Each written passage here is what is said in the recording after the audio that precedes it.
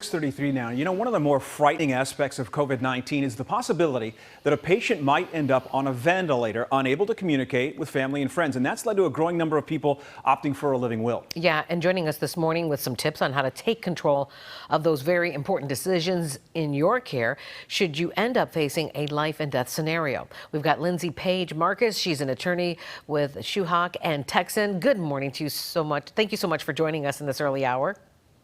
My pleasure. Thank you for having me. Okay, so for those of us who may not know, what is the difference? Please explain the difference between a last will and testament and a living will. I think that's an excellent question. There are so many confusing terms in the estate planning arena. A last will and testament, or a basic will, typically refers to a legal document that will express to family and friends in the world, really, how you want your assets to be disposed of upon your death. It will appoint an executor to make financial decisions on your behalf and to help in the administration of the estate. In contrast, a living will, which sounds very similar, really relates to the quality of life aspect in the healthcare arena. And then to make things even more confusing, we have another term of art that's very important for anyone getting their estate in order to be mindful of. And that's this concept of something called a revocable living trust. It's a trust that's created during your life.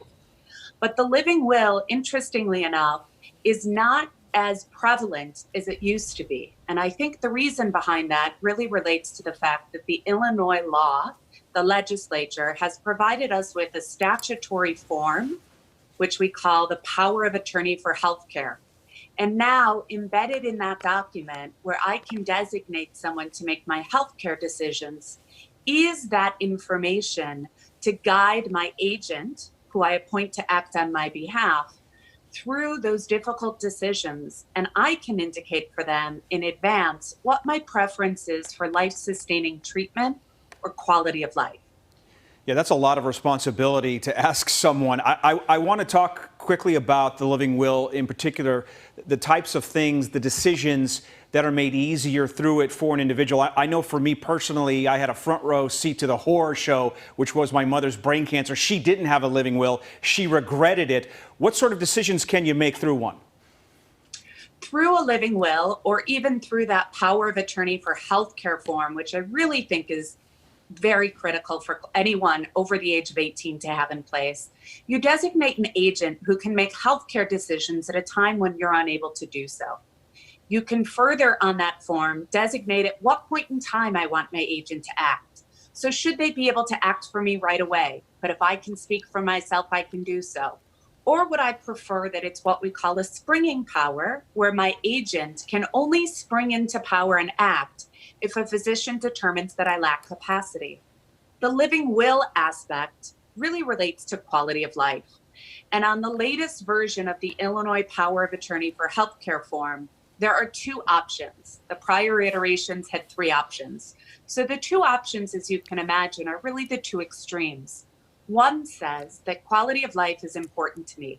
And if a physician determines in accordance with reasonable medical standards that I'm not going to be me, I'm not going to wake up, recover my ability to think, communicate with the world, or experience my surroundings, then it is my preference not to be kept on the machines, but please give me the good drugs to keep me comfortable. Right. The other option is, of course, the other extreme, which underscores that I don't care about quality of life, and I want to be kept on the machines no matter what.